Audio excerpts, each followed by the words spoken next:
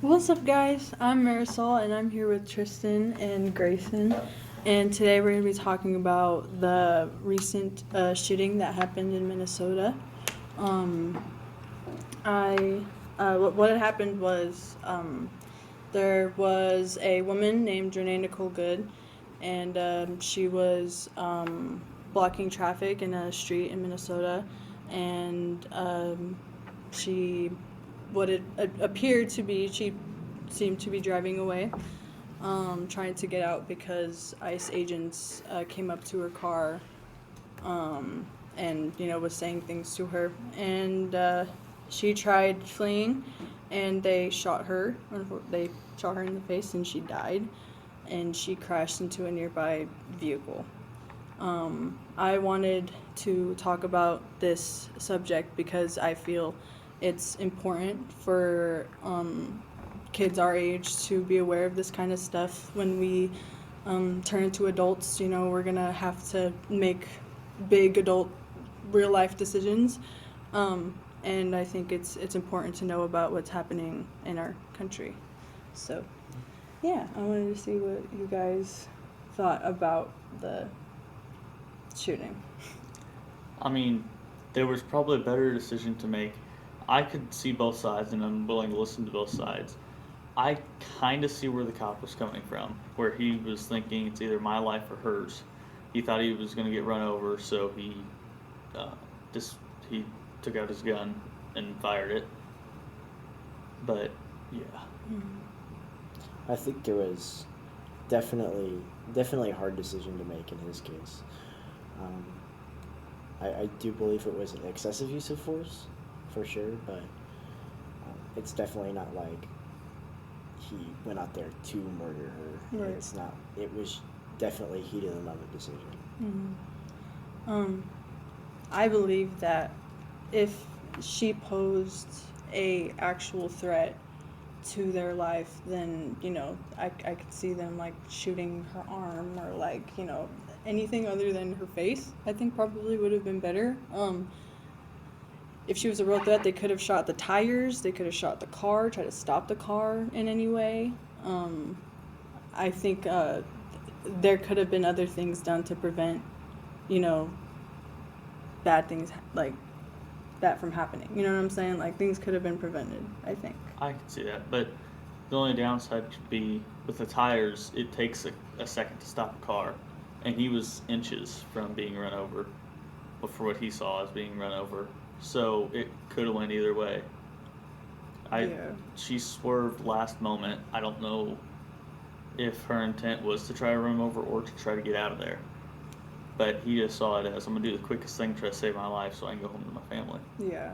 I I've seen a video of the ICE agent's perspective, the one that shot her, where he was walking around the car, and he before that had happened, he walked up to her, and she was like, bro, I'm not even mad at you. Like I'm not even mad at you for doing anything. Like chill, and he said some pretty bad things and said, like F you, whatever. To her, and then he shot her. Um, I don't think there's any like I don't think there's any evidence to say that she was trying to run him over. I think when she was trying to drive away, he was on the side of the car. He wasn't in front of the car. Yeah. He was on the side of it. And another thing is he might have like a little bit of, I guess, scarring because he got hit, I believe, by another person just a few months prior. He got dragged Yeah. like six he got months dragged. ago. Yeah. So he's like, I don't want to have a repeat of that. The thing with that though, if the incident before makes it so that he can't do his job or makes him make wrong decisions, then should he continue that line of work? Right. If it's like PTSD or something, should he continue to be in that line of work when it puts people's lives at risk? Right. I mean, I feel like most people, most cops, is like if somebody's gonna run me over, I'm probably gonna dispatch their weapon. But it was the corner of the car. It was a rough decision, and he just decided to draw. I think he could have done anything else to stop whatever he thought was going to happen to him. I think he shot her 3 times in the face. Which is, yeah.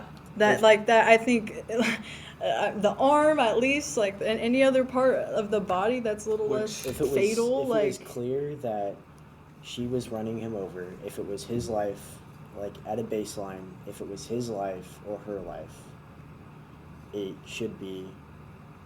He has the authority to take her life if, like, at the baseline that was 100% the case.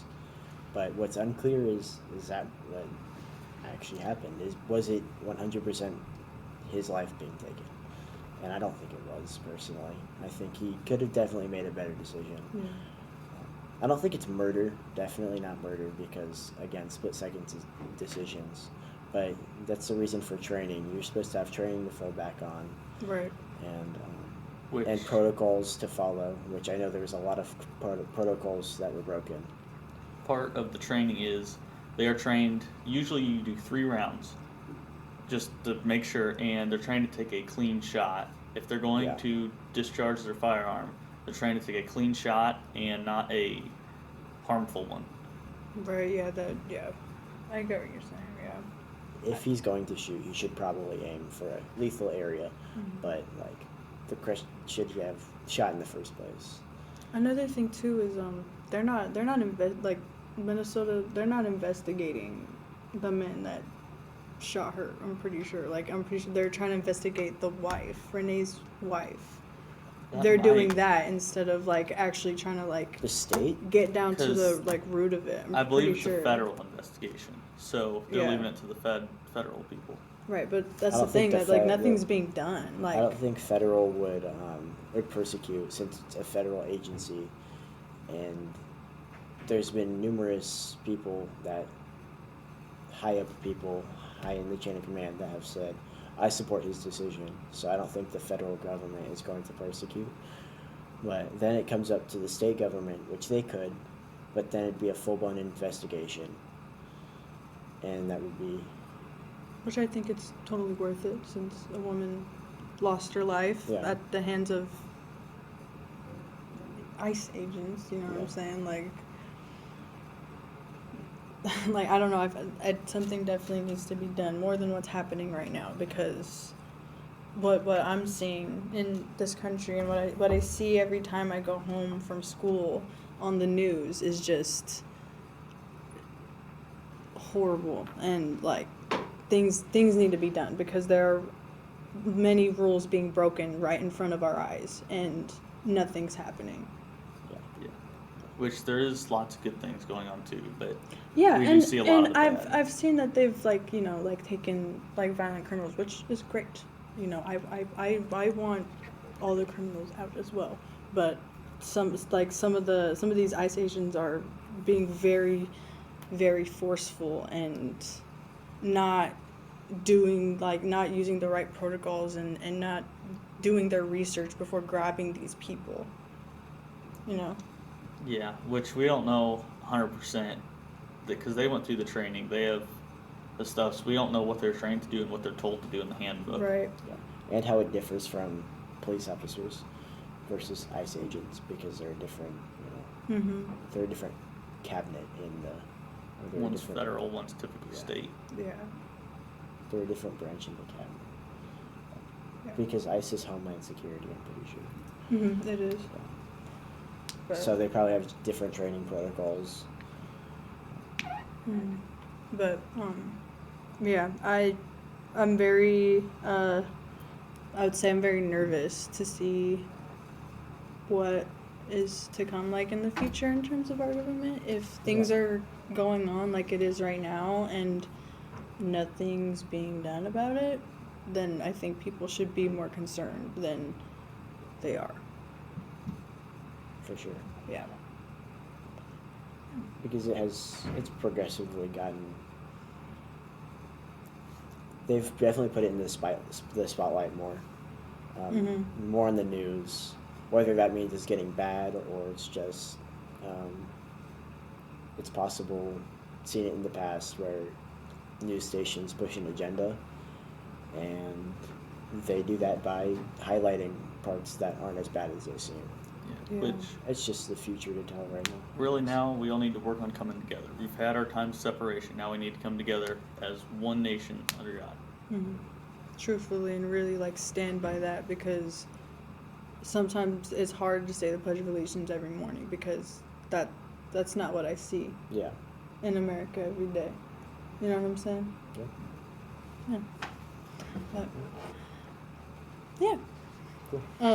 Thank y'all for watching, and I'll see y'all later. So I'm here with my co-host. I'm Ryan King, and I'm here with the main co-host. Gage Brown. I don't know why. Today I'm gonna be asking you some questions about the Bears game on how they made a very good comeback against Green Bay. Yeah, well, overall, I think it was a great game to watch. You know, the Bears weren't playing that good. Was it the whole? Yeah, they weren't playing that good the whole first half, and was it? Yeah, the Packers kicker, he kind of sold that game. You know, not that hard of kicks, but still there's some pressure. But you know, if you're doing it as a job, I think you should make those. And the Bears had a really good comeback run. The quarterback, the Bears quarterback, he passed for 400 yards, something. Yeah, around wait. there.